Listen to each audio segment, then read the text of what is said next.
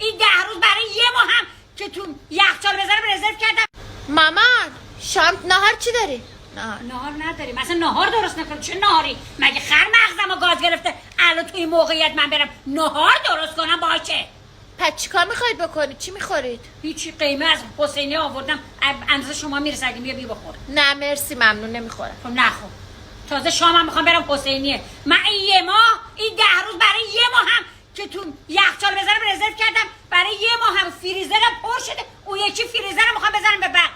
دیروز رفتیم یه جا حلیم میدادم من خاله هی چادرامون عوض کردیم مانتو شالامون عوض کردیم از اول میرفتیم میگرفتیم انقدر خندمون گرفته بود که نگو فقط داشتیم حلیم تو یخچال پر حلیم آشک میخوام بدم. نه نمیخورم مرسی. حالا ایسکا سلواتی هم رفتم یه عالمه شیرینی و خرما و مامان تو رو خدا این کارا رو نکن یهو یکی میبینه آبرومون میره ول. چی مثلا میخواد ببینه؟ حالا شروع کرده آبرو میره.